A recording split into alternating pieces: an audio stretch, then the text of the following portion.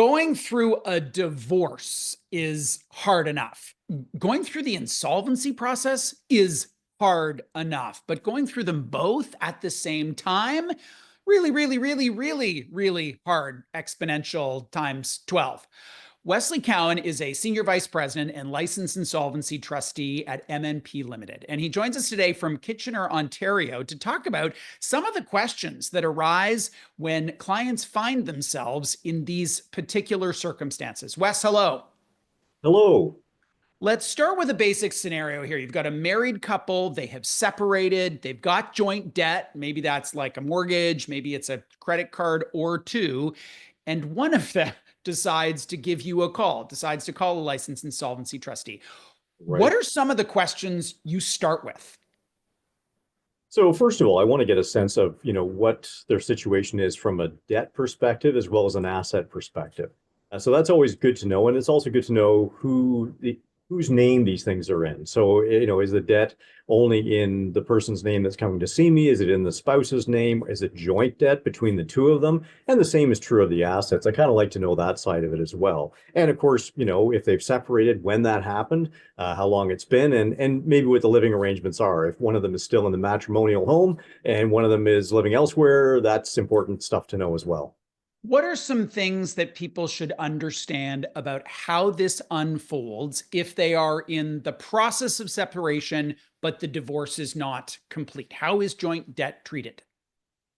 Sure. So one of the things that I think is perhaps confusing for a lot of people is oftentimes when people separate, they'll hopefully at some point, when things calm down and people are feeling less emotional, come to some sort of an agreement about how they're going to deal with debt that may be out there. So sometimes they'll have a separation agreement that'll say, well, you take on this debt and I'll take on that debt, that kind of thing. And maybe it's joint debt. Maybe it's already joint debt, but one person's agreeing to cover it and the other, is saying, okay, fine, you do that. But, unfortunately, the separation agreement is between the two of them. It really doesn't impact the creditors at all. So a creditor who is owed money isn't really going to be too concerned about the fact that, your spouse has agreed to pay that debt if your name's on the debt. They may still be looking to you to pay it. So Right. that's one of the things where there's a bit of a pitfall sometimes for people Right. because, they don't realize that that's going to happen. Right. So they're almost completely disconnected. Like you could have a joint debt with someone who is a family member or whatever, or your divorce could have been a decade ago, but you share a credit card. Right, exactly. That's it. And if the other party that even though they've agreed to pay that debt, if they don't pay that debt, it's possible that it could end up falling back onto you. Now, one of the other things is though, in most of the provinces in Canada, they have this equalization calculation that goes on where they basically tally up the assets of the marriage, the debts that the different parties have, and it kind of goes down left, right. And then at the bottom, there's some amount typically that one or the other spouse is or ex-spouse is supposed to pay to the other. And that amount is an amount that is owed then to the spouse that is entitled to that amount. But that is an amount that potentially could be subject to a bankruptcy, where if the person who is looking to file a bankruptcy owes an equalization payment to their ex-spouse, that may end up being a claim in the bankruptcy and may not be fully paid to the spouse that's entitled to it. For the most part, clients come to you proactively. They realize they're in trouble. They pick up the phone and they say, listen, I need some help here. I need to find a solution. What happens in a scenario in which the other party of this relationship is not signed up for this? They are not on side, and yet their name is on that joint debt.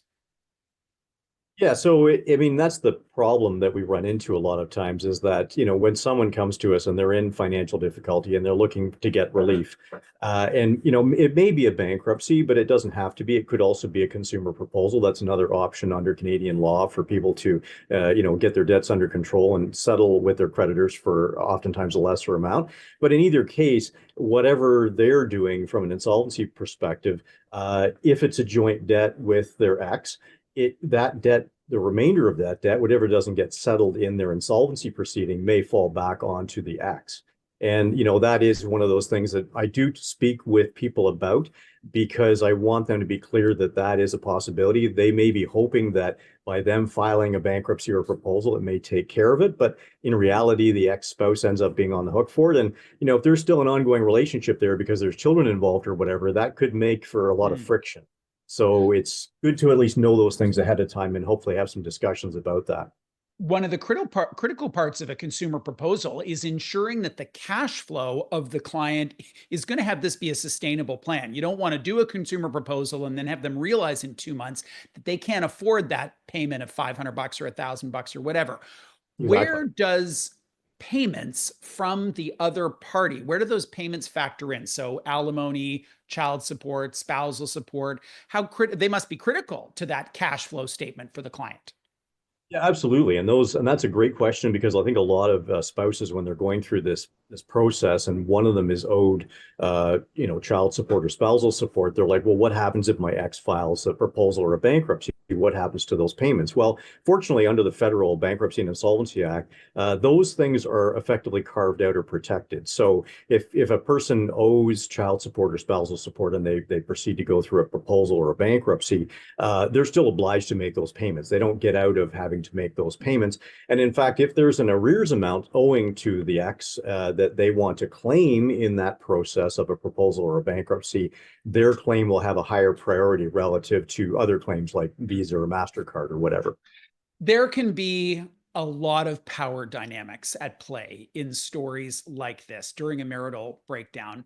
What have you seen that your clients are either doing to control the other or being subjected to in terms of, holding up the process? Or what are the sort of things that people should prepare themselves for that may occur as power becomes a thing?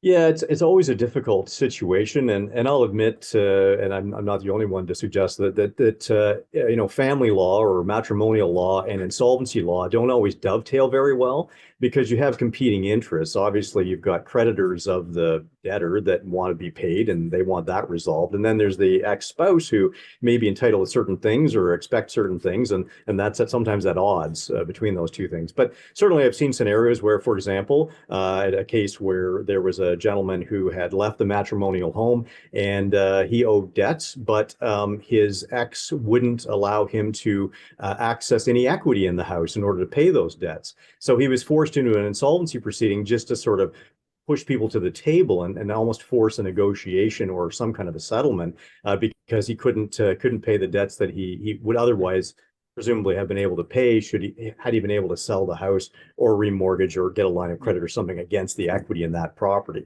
So that's one scenario, for example. The consumer, the clients out there know the word bankruptcy. They know what that is. They may have some sense for what it means. They don't know the phrase consumer proposal. The awareness is much, much lower. And yet, from a share of the market standpoint, I don't know what it is. 20% are bankruptcies, 80% are consumer proposals, something like that. What are some of the key differences that people should understand between those two processes as it relates to divorce? Sure. So a consumer proposal, one of the key advantages is that when you make a proposal to your creditors, it's really a settlement offer. You're saying to the creditors, look, I can't pay all of my debt at the rate you want me to pay it or at the interest rate that you're asking me to pay or whatever. However, I can still make a payment on it. It's going to be less and maybe over a longer period of time, but I'm hoping that, you folks will accept that. And the creditors get to vote on it. And as long as more than 50% of the debt that the person has votes yes, that proposal is accepted and that person can then make a settlement with their creditors on that. Now, the advantage there is that you're not giving up control or ownership of anything.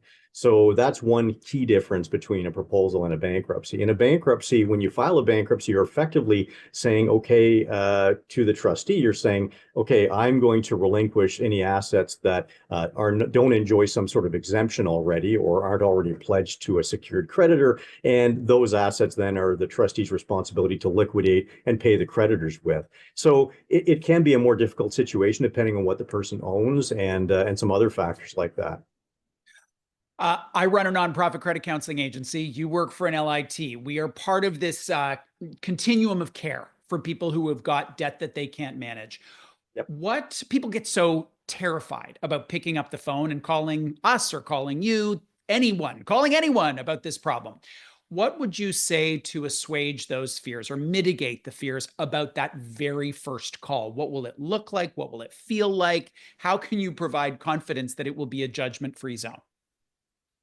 Yeah, and that's something that I think, I'm sure you would agree, is the most difficult hurdle to get people to get over. Because I mean, there's a lot of things at play, and it's a very emotional thing, right? Because people are embarrassed, perhaps they're feel guilty about things that have happened in the past, or maybe the decisions they've made.